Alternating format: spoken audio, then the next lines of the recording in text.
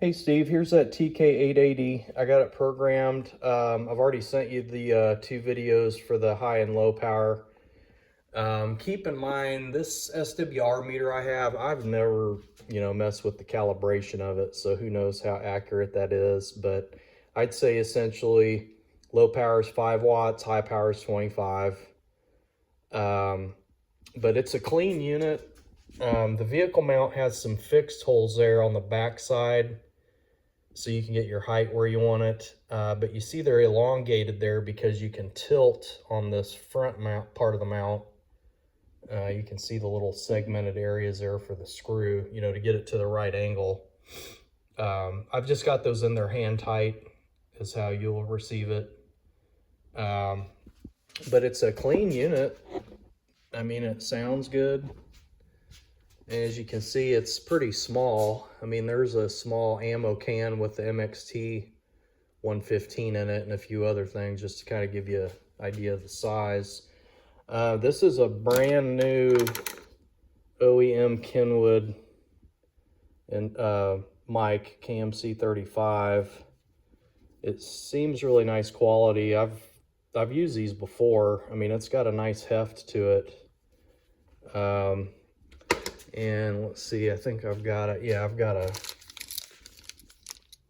mic mount too. So I'll be sending that with it. Let me put it over here by the radio. Oh, I'm picking up some traffic over here. That's one of my TK-380s I was telling you about. Anyway, let me turn that off so it doesn't interrupt me. All right, so let's go ahead and get this thing powered on. There's your power on message, your call sign. So on the display, this radio won't display both a group name and a channel name, and I like to kind of segregate my channels into groups. So group 1, you can see the 1 there, but I actually do have the channel name. So GMRS 1 is your standard, GMRS 1 channel. It's allowed 5 watts on for GMRS, so I've got that set to low power, so you can transmit on that. But if you go up to let's see, where does it start? 7, I think, or 8. No, it's 8. So channel 8 through 14, those are the FRS channels. You can use those if you're GMRS, but you're still restricted to a 1/2 watt on transmit, which this radio does not do. So I have the transmit disabled on those. There's no transmit frequency. And you had said earlier you didn't know what simplex is. That's what all these standard GMRS channels are. They transmit and receive on the same frequency. So just direct radio to radio communication.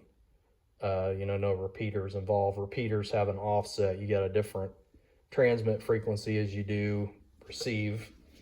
So then on channel 15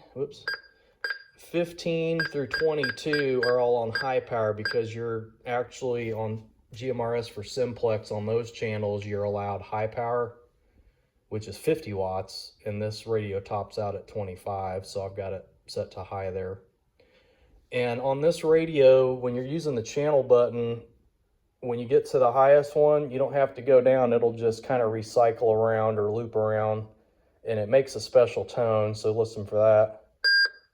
And then you're back to GMRS 1. These are the channel group up and down. So it started off on 1. So if we go this way, it'll go to group 2. Let me do this so I don't push the radio. Group 2, I've got the standard open GMRS repeater channels. So these have a different transmit and receive frequency, and there's no tones programmed. These frequencies come in most GMRS radios that you buy. So that's the 550 frequency, 575, etc. No tones. Anyway, so this is where you could use that operator selectable tone feature I was telling you about, which is button B. So if you're traveling, let's say, and you kind of get on like mygmrs.com or something, and you find like, let's say this one, 575, open repeater channel 16, and you run across an open repeater that has tones, I've got some pre-programmed tones in there to choose from, including some of the more common ones. You only get to put 16 in there, I think. But anyway, you hit the B button, and then whatever frequency you were on before you did that is what this affects. So as you can see, it's tone off there, and you use the channel button to go through the tones I have in there. So let's say it's just your standard 141.3. You put it on that, and then you just transmit and talk. And then when you're done, you can use this and decrement it down until that's off. And then just hit the B button again to just go back to your standard home screen. So that's what that's all about. Channel group 3 is all the North Georgia GMRS repeaters. I'll go through those real quick so you can see them.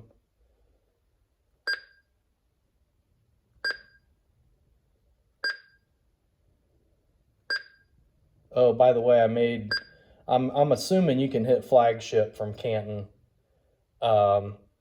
So I made that your priority channel for the scan. I'll explain that in a minute.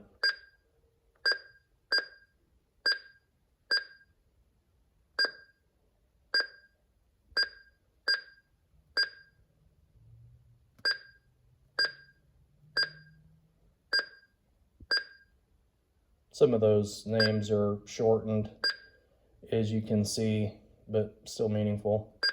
You're only allowed so many characters there.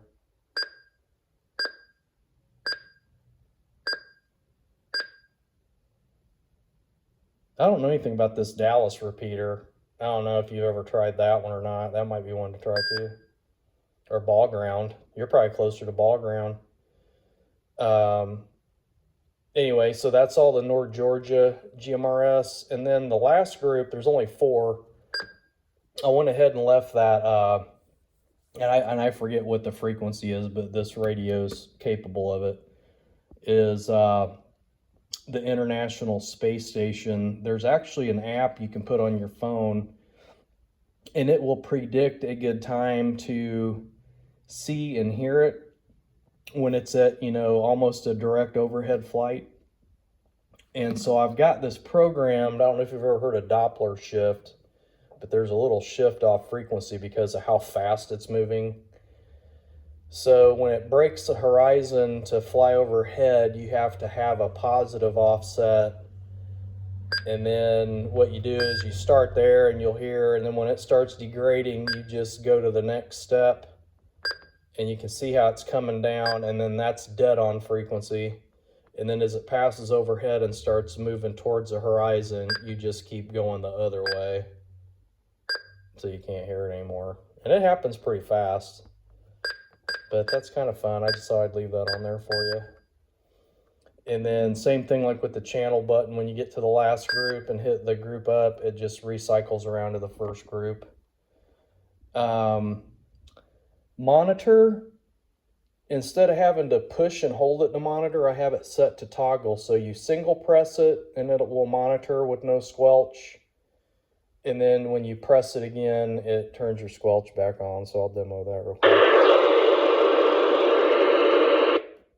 That's just the way I prefer it. And then the scan, I have the scan set to scan all channel groups and all channels in those groups that are flagged to be included in the scan. And you know that by this little upside down triangle. And I have everything in here on the scan. It scans pretty fast. But what I was wanting to explain to you is the way I have it set up. While you're scanning, and the display actually says scan while you're doing that. I guess, I don't know. You see it pick something up. I find it more meaningful that way. So the way it works is when you hit scan, the priority channel, which I have set as the flagship repeater in your network, it does a look back every second during the scan for traffic on that priority channel. And anytime there's something on that, it will override anything else in the scan. And then if there's a lapse in transmissions for 10 seconds, then the scan will just resume. And then I also have set up to where if it's not picking up any traffic on the priority channel, if it does say like arbitrarily it stops on, let's say, GMRS 1, maybe somebody's talking on it and your scan picked it up. If you want to talk back to them on that, as long as you do it within so many seconds, when you key the mic, you'll actually be able to talk on that channel. And then same thing, when you're done talking, if no one transmits for 10 seconds, the scan will just resume from there. So, you know, that's kind of a neat feature to have on the scan. And then whatever channel you had selected before you started the scan, like let's say we were on GMRS 1, and then you hit scan and it says scan and you're not hearing any, you know, stops for any traffic. If you wanted to talk on GMRS 1, which was the last selected station, I also have it set up to where if you want to talk on that channel, you just key the mic even during the scan and it'll pause the scan, let you talk. Same thing, if nothing's heard for 10 seconds, it just resumes the scan. So that's just kind of the way I prefer to set it up. So that's pretty much it. You let me know if you have any questions or anything, and I'll do my best to help you answer them. And I'll look up that source on eBay that I get my cables from. He's a ham guy, and he sells good stuff. They're the type cables that have the, I think it's the FTDI chip in it, which Windows already has the drivers for. So it's literally plug and play. You plug it in, it loads the drivers automatically, and then you connect it to the radio, and that's it. Only thing you have to do is figure out what COM port it assigned it to if you're going to ever, you know, try your hand at programming one of these through a PC. And I can send you a link to download the software as well. And I do have some videos, I think, on YouTube on how to program, how to flash firmware, how to set up FleetSync, all that good stuff. All right, let me know what you think, man. See ya.